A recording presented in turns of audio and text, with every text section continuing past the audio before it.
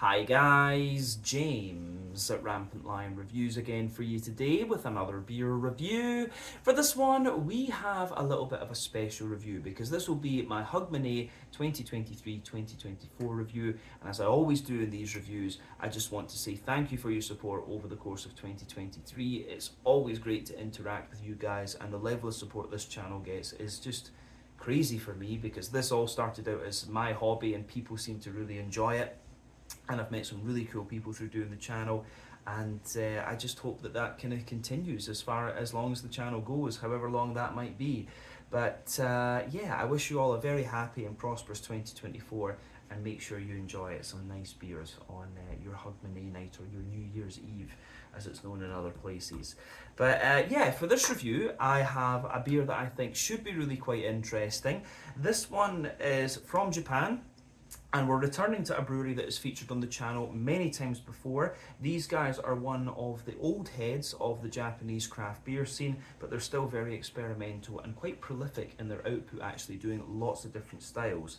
If memory serves me correctly, this is a style that I haven't tried from them yet, but it is a style that I very much enjoy, and it's also one of the beers that I've mentioned in previous videos that was in a bag and kind of pushed to the back of the cupboard, actually. So yeah, it's a style that does age quite well, and I'm really curious to see how this one's matured. So hopefully it's another good beer, hopefully it makes for an interesting review, and as always, I hope that you guys watching enjoy my take on this one as well. So yeah, for this review, like I said, we are going to stick to Japan. We're going to go a little bit to the northeast of me here in Osaka, up to Ise in Mie Prefecture, and that means that we're going to return to the wonderful Ise Kadoya. So this particular beer is called Barley Wine, or maybe American style barley wine. I'm not 100% sure of the official name of this beer. We'll need to check that out before we publish the video. But this one comes in at 11% ABV, and I think from the name you can guess what style this one is. But yeah, this beer is one that I think is about 2 or 3 years old. You want to age barley wines 2 to 3 years, but after that you start to get this kind of really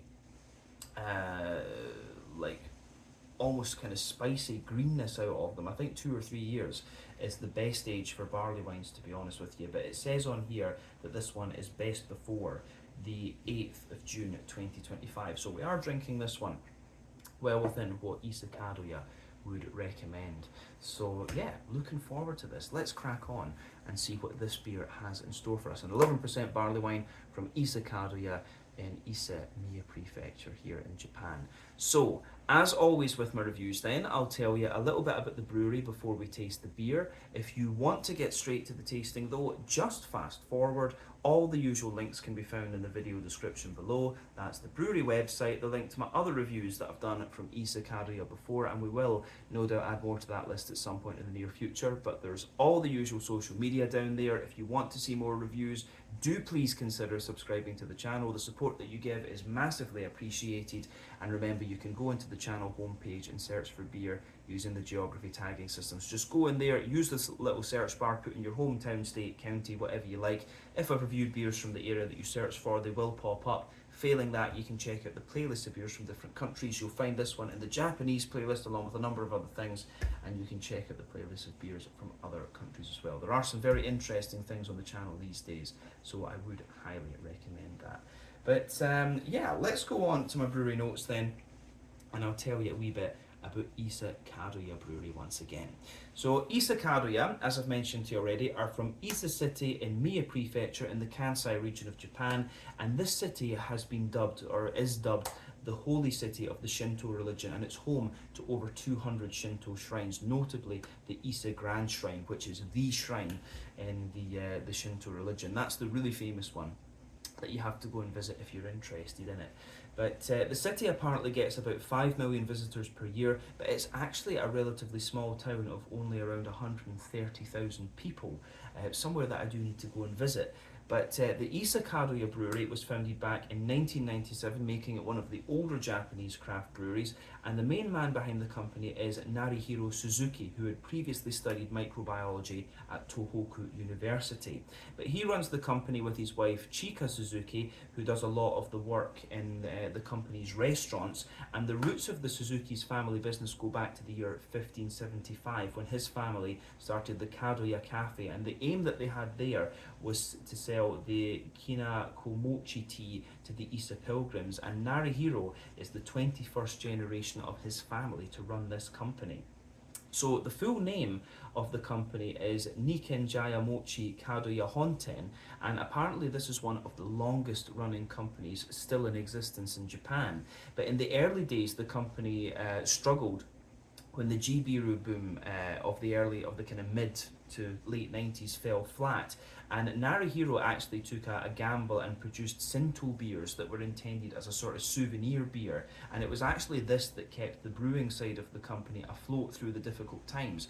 And it was only in 2010 that the Ise Kadoya beers actually started to outperform the Shinto beers and bring in more money to the company. But the brewmaster at Ise Kadoya is Masakazu Nakanishi, who joined the company in 1997, having worked an office job for a number of years, and he'd actually studied fermentation in high school during his agricultural classes, and the brewery apparently were looking for a brewer at the time that his contract finished, so it was just a perfect fit, and here we are years later.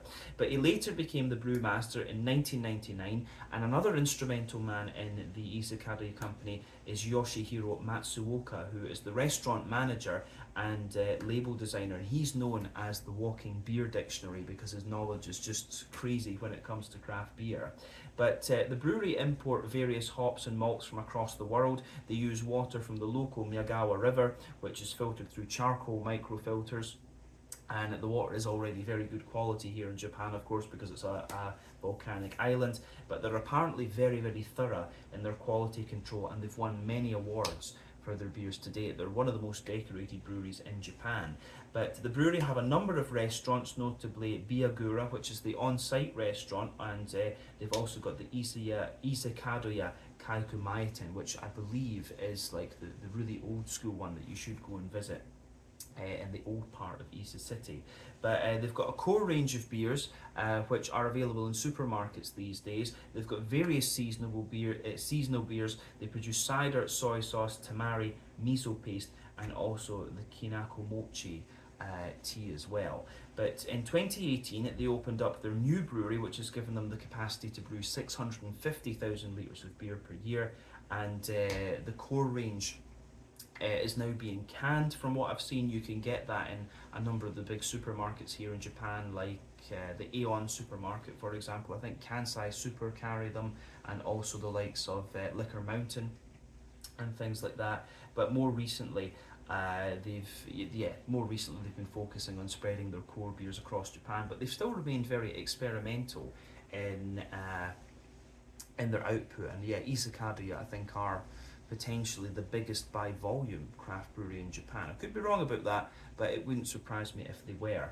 But as of December 2023, when I'm filming this review for you, these guys have produced 490 different kinds of beer according to Untappd, and they produce quite a lot of different styles. But probably one of their really probably their most well-known beer these days is the Neko Nihiki, which is the New England double IPA, so that's definitely worth checking out actually. But that's everything I can really tell you about these guys. If you want to learn more about them, you can check out the brewery website, you can follow them on Facebook and Instagram to keep up to date with all the latest goings on, and you can check out the Rate Beer, Untappd and Beer Advocate pages to learn a little bit more about all the different beers that these guys have done. But I will tell you as well that over the course of 2024, probably in February, I will actually travel to Ise to meet Jordan of Outsider Inside Japan, if I remember the name of his channel correctly. I always mix that up. But I'm going to go and meet Jordan, and we'll probably film an out and about video at the Ise Kadoya brewery, because that's one of his local ones, and I'm really looking forward to that and to going and seeing Ise City. It's a place that I've wanted to see for quite a wee while actually. So you'll see that video over the course of 2024 at some stage. But yeah, let's go on and actually have a little look at the beer itself. Now, there is a little bit on the side here in Japanese. Unfortunately, that wasn't on the Untappd page, but I think it just tells you a little bit about the barley wine style. You can see the old Ise Kadoya bottle cap on this one as well. I don't think they use this one anymore, actually. I'm sure on the newer Ise Kadoya beers I've seen, they've got a different bottle cap now, and you can see that's also just on the label here, actually. But like I said earlier, this one comes in at 11% ABV, American style barley wine.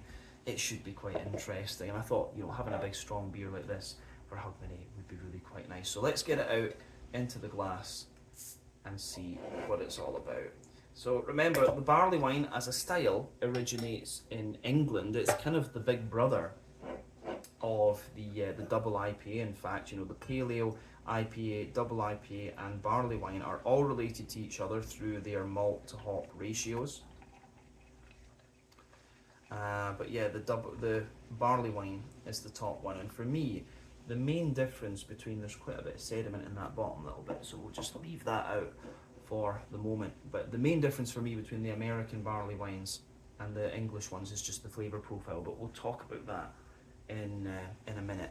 So as you can see, when this beer's poured, before the head disappears, which was my main concern, you can see that this one poured with about a quarter to a 1/3 finger of a frothy, I would say kind of fawn coloured head. That's faded away to just be a very kind of thin foamy layer over the top, and you can see that ring is just lingering around the edge of the glass. You can see some nice kind of medium-sized bubbles sitting on the surface of the liquid, and it gets a little bit foamier the further up the head that you go. But yeah, that head is fading away, which is what you'd expect from a big 11% beer, to be honest with you.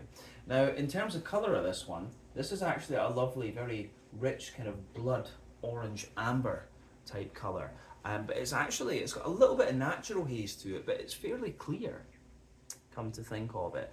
You can see little bits of sediment particle just floating around in this one, just suspended in the liquid.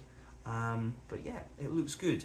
So remember, the colour of your beer depends on a few things. One, the type of malts that you use. That goes a long way to determining your EBC rating. Two, the length of your wort boil is also going to play a role, because the longer you boil the wort, the more the sugars caramelise, and thus you get a darker colour of beer. But any barrel aging that you do or adjuncts you put into the beer will affect its colour as well.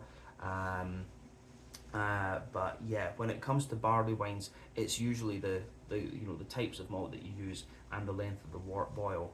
Because if you give a barley wine a long wort boil, you're going to get these lovely big leathery, chewy, brown, sugary notes out of it. So I'm curious to see how this one kind of pieces together, actually. Yeah, but it looks very, very nice, this one. And certainly appearance-wise, there's nothing out of the ordinary with this beer when you consider what style it is. It is really quite nice.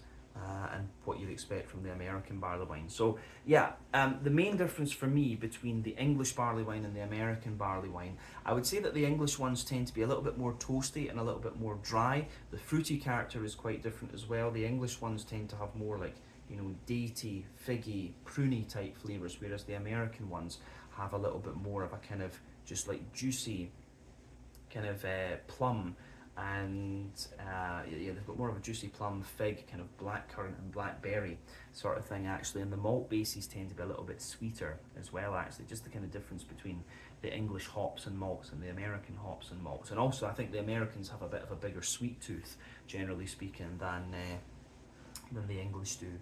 But yeah, I don't think we need to say anything more about the style or the appearance of this one. Let's go on and actually have a wee look at the aroma and just see what this beer is going to have in store for us. I'm really curious about this. Oh yeah, this thing is a bit of a beast. You can smell with it that it's aged a little bit, and the thing with the barley wines is, I think, yeah, 2 years is roughly, 2 to 3 years is what you want from these beers to catch them in their prime. But if you go beyond that, you get this, on the edge of your tongue, you'll just get this almost kind of spicy greenness out of the beer. And that's what you want to avoid. I can smell that kind of starting to happen in this one, so I'm hoping that we're catching this at a good point. But yeah, it gives you everything you'd expect of the barley wine. You've got the big sweetness in there, you still have a little bit of the hoppy character, you've got the fruits and the maltiness. It's smells pretty nice, and it has the sweetness that you'd expect of the American barley wine versus the kind of dryness, the dry sweetness, sorry, that you would expect from the English one. So let's just break this aroma down and describe it for you a wee bit more in depth. I will also say that this beer smells a little bit more kind of old school, which is interesting. So yeah, I think this is like a Cascade Chinook hopped barley wine. Actually, it very much kind of resembles some of the more old school ones that I had. So yeah, the backbone of this beer, you do get a lovely little bit of that kind of fresh, kind of wholemeal brown bready bread crust in there. There's little touches of woodiness, little touches of nuttiness out of this one. But yeah, quite a little bit of like a sweet, quite a little bit of a kind of sweet brown bread coming out of the beer. Good little bit of white bread as well, actually. The malt base does have a good wee bit of brightness to it. And the brown sugars are very nice. Like I'm getting a lot of, there's a little bit of a toasty, caramelly note to this one. And there's also a wee bit of, I'm getting some Werther's Original butter candy, butterscotchy sort of thing. So yeah, toasty caramel, Werther's Original butter candy, butterscotch, sweet caramel, in the middle of the nose. There's almost like a teeny little hint of like vanilla or something like that coming out of this beer, or like an almost like creme brulee type element to the beer, which is quite interesting. And if you sugar it up, you don't get so much of that. It's when the beer settles that you start to get a wee touch of that note out of it. It gets more grainy and kind of woody, I think, when you're letting it settle. So yeah, the malt base is quite interesting in this one. Yeah, on the... Yeah, I think that's everything we need to say about the malty side of it. Actually, you can smell that it's got a bit of booze to it, which you do want. But yeah, on the hoppy side of things then, you do get a little touch of earthiness out of this one. And I think, I do get the feeling that this beer has probably been hopped with Chinook and Cascade. There's just certain things about the fruitiness that makes me think it's these two hops are in there, potentially along with something else. But yeah, there's a little touch of earthiness comes out of this one. And remember, the longer that you age these beers, the more the hoppy character is going to drop out of them. And you can smell a little bit of that very slightly oniony and spicy floral note out of this beer because it is that wee bit older. But the thing with the barley wine is that the malts and the booziness that the beer has kind of pushes that away, and especially in the flavour. You might still smell some of it in the nose, but it won't be, I'm very doubtful that it would be there in the flavour.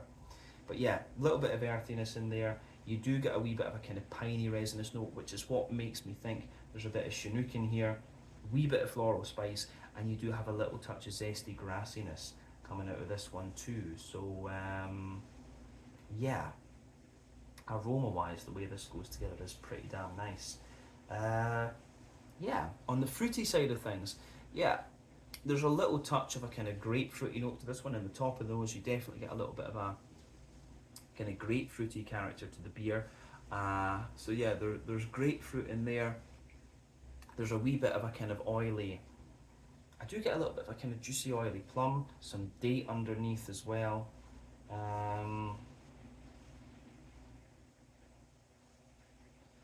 Yeah, some dates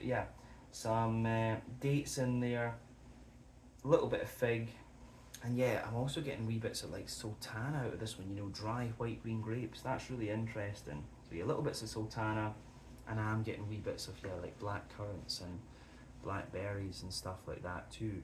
So yeah, aroma wise, this is quite nice. The more that I smell of it, the more the kind of malty and boozy side of the beer and the green component as well start to dominate the aroma. So I think probably at this point I think we should focus on the flavour rather than the aroma. So as I always say, take a bit of time to just enjoy that aroma before you get stuck into the beer.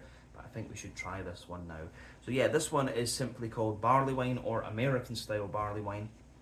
It comes in at 11% ABV, and this is from Ise Kadoya in Ise City, Mie Prefecture here in Japan. Again, thank you for all your support over 2023. I hope it will continue into 2024, and we should get to go and visit this brewery this year, which I'm very excited about. But let's get stuck in. Slàinte, Skål, cheers, Kampai, and Happy New Year.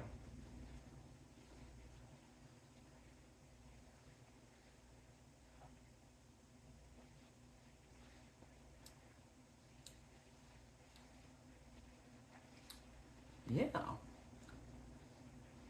this is interesting. The reason it's interesting is because it takes a wee bit of time for the sweetness just to push its way out of this one. But yeah, this is just going from the flavour profile. This one is very much, it's very much giving you more of a, like a really old school American barley wine. Like, you know, if you go back to, if you think of like Bigfoot, Sierra Nevada Bigfoot, it's very much that kind of vibe that you get from this one, just like proper old school. Yeah, it's good. It is good, this one. It reminds me a little bit, some of the characters of this one actually remind me of some of the American strong ales that I've had as well. Yeah, but an interesting beer, this one. Thumbs up to Ise Kadoya. This is what I like about them. They'll do things that are just a wee bit different and will get you thinking.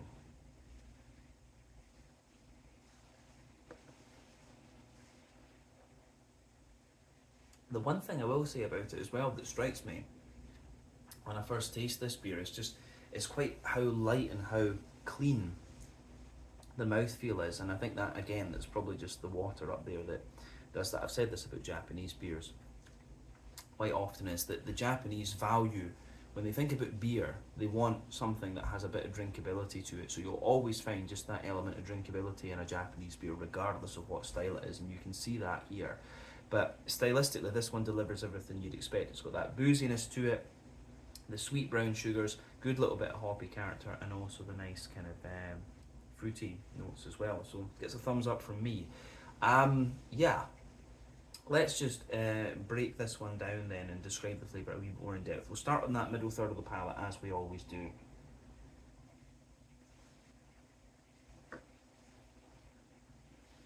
So, I think this thing gets sweeter as well the more that you drink of it.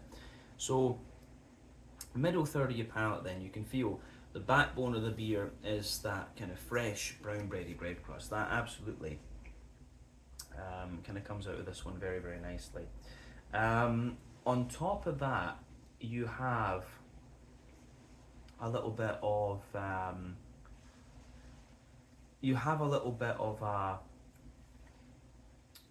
as you move further forward on that middle third of the palate, yeah, you definitely get a wee bit of a kind of woodiness and a slight nuttiness coming out of the beer as well.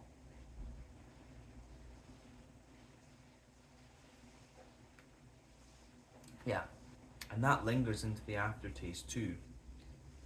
So yeah, fresh brown bready bread crust, a little bit of woodiness, a little bit of nuttiness. You can feel like a layer of a kind of sweet brown bread in there, a layer of a slightly more dense white bread sitting on top of that, and then you start to get the kind of brown sugary characters out of this beer.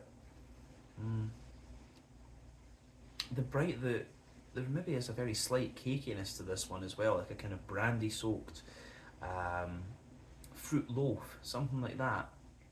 There's a bit of that kind of vibe going on in this one, which is really interesting.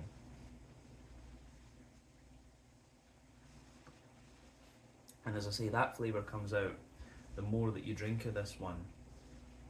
But yeah, on the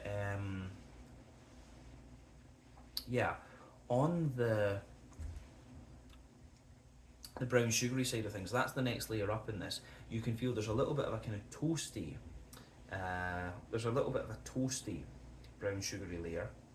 And just going from the way the flavours come out in this one, it's not very leathery and dry in terms of its brown sugary notes. So I don't think this one's had an overly long wort boil, and that's kind of obvious from the colour as well, because it's got that kind of rich blood orange amber colour to it, rather than being sort of like a mahogany. Oh, maybe mahogany's not right, but being of a more kind of rosewoody colour, or a bottle glass colour. So this one hasn't had the longest of wort boils. So you've got that toasty brown sugary layer, then you've got a kind of more dense sweet brown sugary note in there, and in the very center of your palate you can feel the culmination, the concentration of the yeah, you can really feel the concentration of the boozy characters coming out of this beer too, which I think is great. It's really interesting.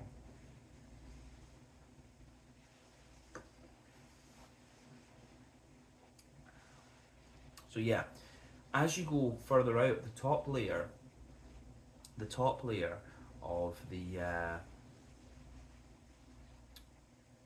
the middle third of your palate, there's a little bit of like a biscuitiness to this one. You do get a wee bit of this kind of McVitie's digestive biscuity type character to this beer, which I think is really interesting.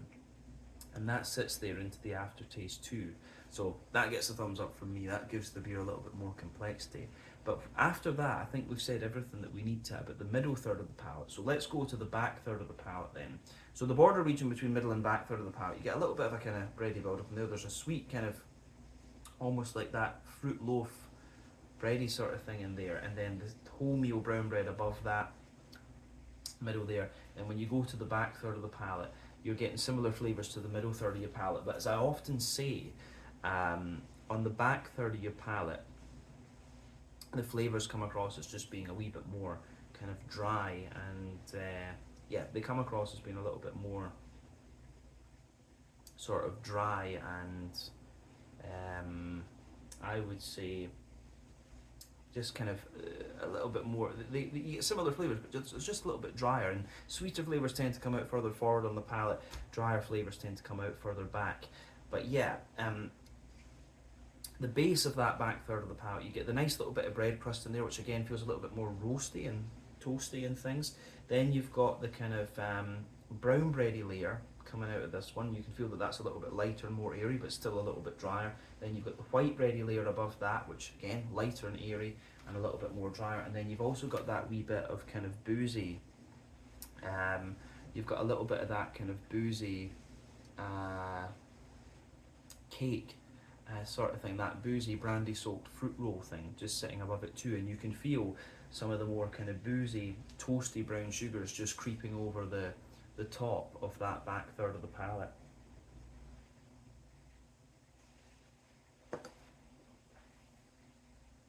So yeah, the way that that goes together, I think, is really nice. And then above everything else on that back third of the palate, you start to get a little bit of yeasty character out of this one, but there's not too much there. You can feel it's like this dense, doughy, brown bready character in there, and it's got a bit of like a honey, it's got a bit of a woody note to it and a wee touch of like peppery spice, but then it's kind of wrapped in honeycomb, and that sits above everything else on the back third of the palate. So yeah, you can feel that the flavour on this one, the flavour is really quite tall on that back third of the palate. Then as you come further forward into the middle third of your tongue, it just kind of condenses down and squashes together. So that's really interesting for me in this beer. Yeah, on the hoppy side of things then, for me, in the back corners of your palate, you do get a little bit of earthiness out of this one, and that lingers there. As I said, the longer you age these beers, the more the hoppiness kind of drops out. But as you come further forward along the sides of the palate in this beer, you can feel the remnants of like a kind of piney resinous character, and you also get a little touch of a sort of spicy floral aromaticity as well. And the more spicy American bittering hop was always the Columbus, and I do wonder if there's a little bit of that being used in here as well. So yeah, along the sides, a little bit of a danker pine resin, a little bit of spicy floral aromaticity. Then round the front curve of the palate, you've got a little bit of that kind of lighter grassiness in there, and it's got a wee touch of zestiness to it as well, which I think is great.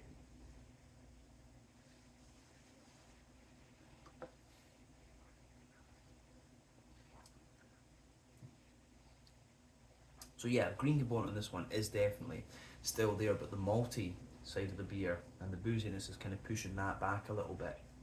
But let's focus on the front third of the palate then, and the fruity side of the beer, just to round off the flavour profile part. So the border region between front third and middle third of your palate, again you get that little bit of bready build up in there. You've got the brown bread in the base, the white bread on the top. The base of that front third of your palate, you've got that kind of toasty bread crust, you know, in there, the brown bread, the white bread, then you get that nice oily bubble where the juicy fruity esters just roll their way out of the beer. So yeah, let's focus on that fruity character then.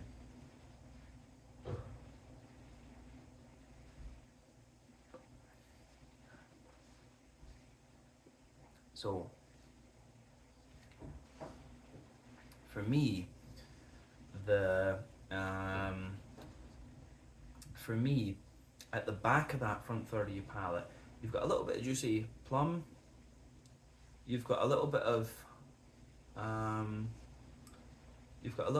kind of juicy plum in there, but not so much. It's more like a kind of prune, a date, and then in the base it's like an oily sultana. So yeah, prune.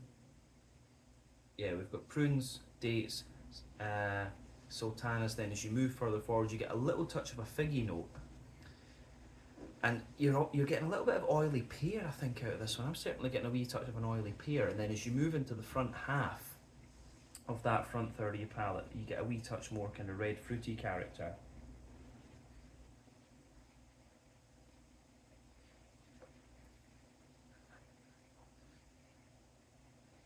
So yeah, the red fruity notes that you get out of this one, there's just a wee touch of blackcurrant. There's a wee bit of wee touch of blackcurrant, and yeah, there's almost this one. You actually do get a little bit of English fruity character out of this one, which is kind of interesting. But I reckon Cascade and Chinook and potentially a bit of Columbus in this one. That would not surprise me. It's sea hops, I think, have been used in this beer. But yeah, on the fruity side of things, dates, prunes, sultanas, little touch of figgy character. As you reach the middle of that front third of your palate, there's an oily pear, and that that sultana note kind of comes out again, and you've just got a wee touch of like blackcurrant as well. But the fruity character is a wee bit more English in this one rather than being kind of red and American, I would say. So yeah, a little touch of English character on that hoppy side of the beer, which is interesting. So I think that's everything we need to say about the flavour of this beer. This has been quite interesting to try, because at this point the beer is 2 or 3 years old. So I think it's nearer 2 years, I don't know. But I think we can move on to the mouthfeel then, just to round off this review. So for me, like I said earlier, this beer, it feels actually quite light and quite clean. I would say that this one's kind of bottom end of full bodied. Carbonation, it does have a little bit of a prickle to it still, but it's quite smooth, generally speaking. It's got a little bit of oiliness to it, this one, but at the same time you have that typical Japanese cleanliness, and the beer still has that wee element of drinkability, which is the trademark of Japanese craft beer. And on the hoppy side of things, there is still a little bit of bitterness to this beer, 50 or 60 IBUs. You can feel that lingering into the aftertaste, but like I say, you can feel this. I think I'm getting this one in fairly good condition, because you can feel the start of that. I think we're just getting to the end of the kind of good condition period with this one, because you can feel that dry, spicy greenness coming out of this beer. You can feel that starting to come out in this one. So this, I think it's nearer 3 years old, this beer. Probably better to drink this when it's nearer 2, I would say, just going by the flavours you're getting out of it. But the malt base comes out really nicely. You've got that dryness underneath, the smoothness in the middle, the lovely kind of big oily, boozy, brown sugary sweetness on the top, and then just the little oily fruitiness coming out of it as well. So the way that goes together, I think, is really quite nice. So gets a thumbs up from me. The mouthfeel of this one, very clean and actually quite light barley wine in terms of its mouthfeel, but it brings out all the flavours that you expect of the style. So you can't complain, definitely can't complain. So let's leave it at that. This one was the American style barley wine, 11% ABV from Ise Kadoya in Ise Prefecture here in Japan. My Hugman 2023-2024 beer. I think this was a nice way to kind of round off the year with something that was a little bit aged. So yeah, once again, thank you for watching my beer reviews. Until the next time, please like, subscribe, share, all the usual YouTube stuff. Let me know your own thoughts on this beer in the comments section below. Let me know what your favourite beers are from Ise Kadoya as well. We'll need to see if they've done a few different vintages of this. But yeah, really interesting beer, this one, and always cool to review different things from Ise Kadoya, who are definitely one of the old heads of the Japanese beer scene. So yeah, till the next time, Slanja, Scott, cheers. Check out my social media, check out Ise Kadoya's social media, and if you're interested in Japanese beers, make sure you check out my friend Nevit of Japanese Craft Beer, and if you're interested in the kind of Japanese lifestyle, then check out Jordan of Outsider Inside Japan. And I'll try and remember to put the links to their channels in the description below, and no doubt you'll see them both on the channel at some point over the course of this year. But yeah, Slanja, Skål, cheers, check out some Ise Kadoya beers, happy 2024, and I'll see you guys very, very soon. Ciao just now.